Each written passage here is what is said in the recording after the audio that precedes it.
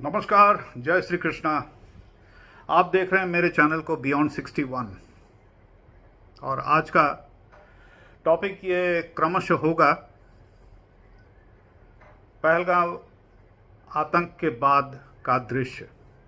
कई दिन हो गए, लोग धीरज खो रहे हैं, परंतु खोना चाहिए? मैं समझता हूं नहीं, क्योंकि लोग कर क्या सकते हैं।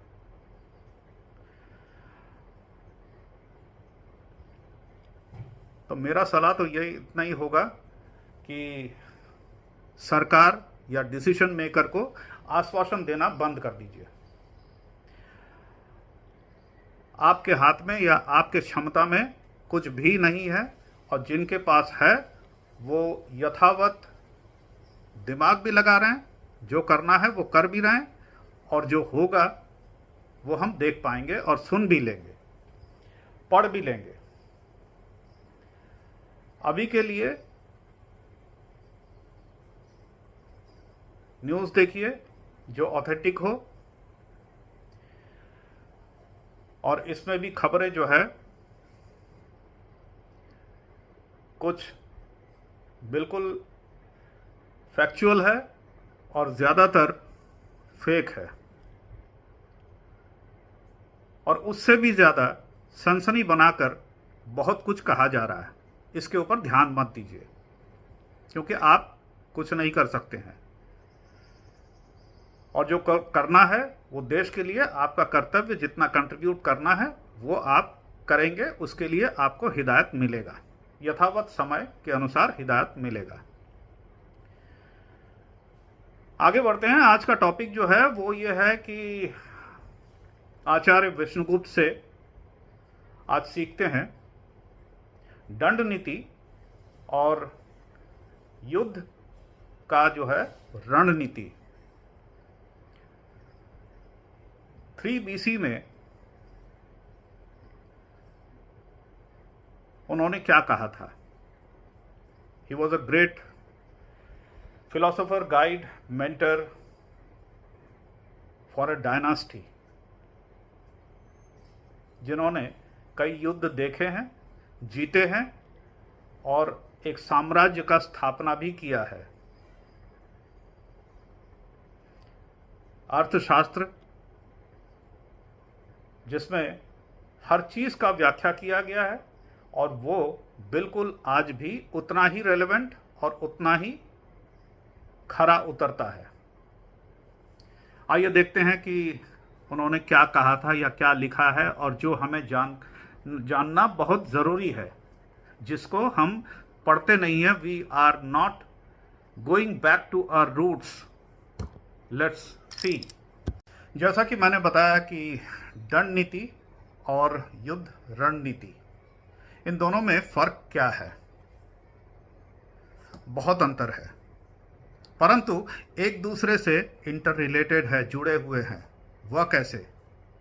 दंड नीति जो है वह आंतरिक शासन, कानून व्यवस्था बनाए रखने का एक प्रक्रिया है। It's a process. राज्य के भीतर यानी इंटरनल सिक्योरिटी, न्याय और निष्पक्षता का एक सुनिश्चित प्रोसेस, राज्य के हित में, उसकी रक्षा के लिए, और संसाधन यानी रिसोर्सेज का वितरण, इसको सुनिश्चित करना, यह है दंड नीति। अर्थशास्त्र में इसका व्याख्या किया गया है। अब आते हैं युद्ध का रणनीति। ये भिन्न होने के बावजूद भी दंड नीति से बहुत ज़्यादा भिन्न नहीं है, परंतु इंटर रिलेटेड ज़रूर है। वह कैसे? वह इस प्रकार है कि बाहरी संबंध, सैन्य अभियान और राज्य की सीमा की रक्षा, यानी एक्सटर्नल सिक्योरिटी की बात कर रहे हैं।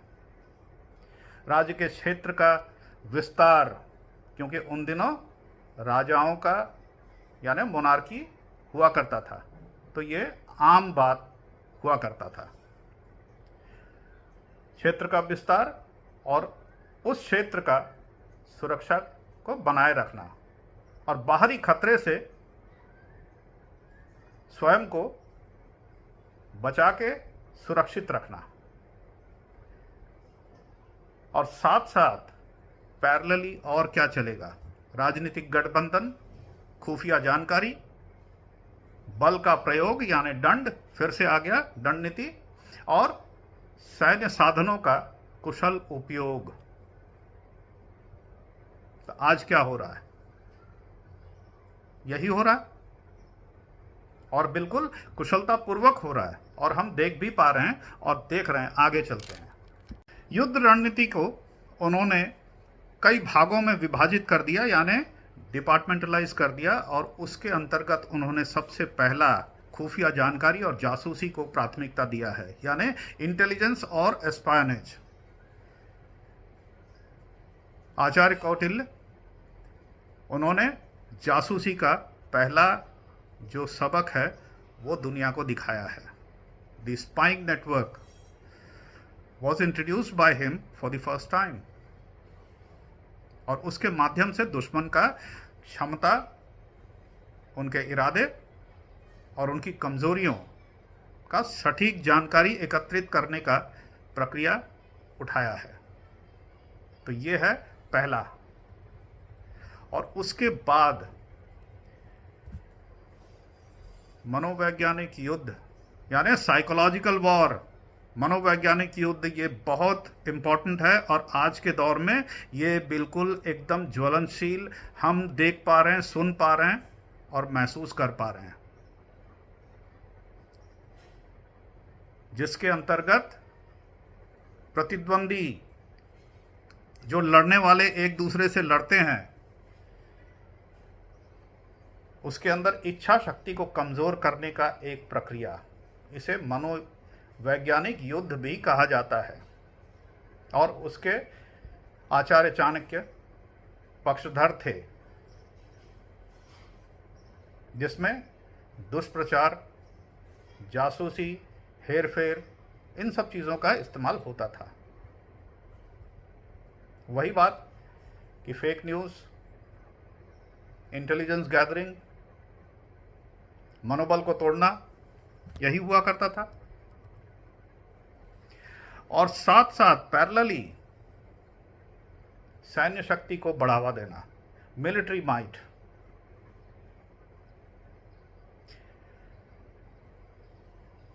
यदि हमें यह पता हो कि हमारे दुश्मन का शक्ति कितना प्रभावी हो सकता है, तो उसके मुकाबले में हमें भी तैयार होना पड़ेगा, यानी सशक्तिकरण हमें करना होगा, मिलिट्री माइट हमें तैयार रखना होगा, ताकि हम ठीक समय आने पर उसका इस्तेमाल कर सकें। The very and the most important part यही है। और इसके अलावा शांति युद्ध, you talk about the cold war, ये बहुत खतरनाक है। कोल्ड वॉर का जो हमने कई देशों का अब तक तो देख लिया है, कोल्ड वॉर से क्या हो सकता है।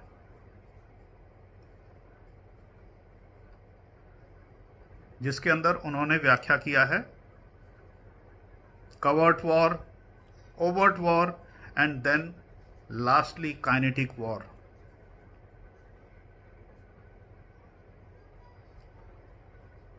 खुले युद्ध का घोषणा करना ये अंतिम चरण होता है, उससे पहले बहुत सारे प्रक्रिया से गुजरना पड़ता है। आगे चलते हैं।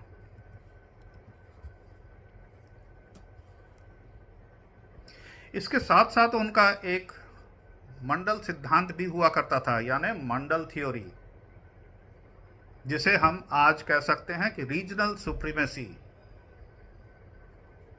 एक रीजन में बहुत सारे देश होंगे, राज्य होंगे, उनके ऊपर आपका सुप्रीमेसी का स्थापित होना एक बहुत बड़ी बात है, जिसमें गठबंधन हो सकता है,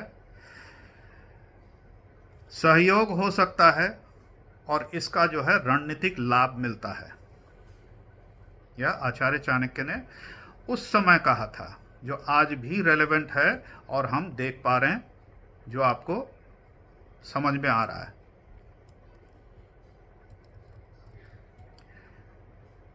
इसके अलावा सप्तांग सिद्धांत, यानी सप्तांग, 7 अंगों की बात कही है उन्होंने, जो सबसे इंपॉर्टेंट बात है और पूरे का सारांश है।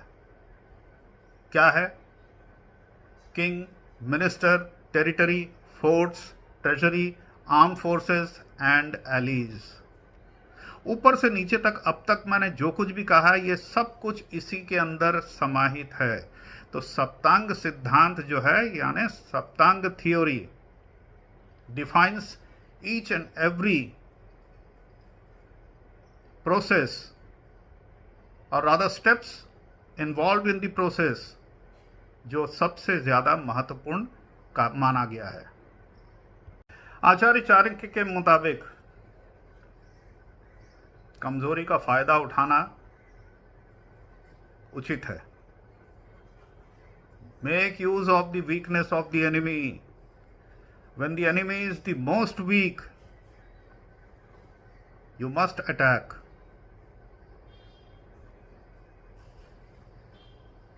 तो वो वीकनेस क्या हो सकता है? आर्थिक कठिनाई हो सकती है, आंतरिक कलह हो सकता है। इसे जो है एक राज्य पीड़ित रहेगा। और यही समय है जब आप अपने मौके को गंवाते नहीं हैं। और इसके अलावा साथ साथ आप जो है कूटनीति और शांति की भी बात करेंगे। Diplomacy and peace both together. सैन्य शक्ति अपना महत्व दिखाएगा, साथ ही कूटनीति अपना काम करेगा। और इसके अलावा शांति प्रस्ताव और संधि की भी बात होगी, जिसका महत्व है।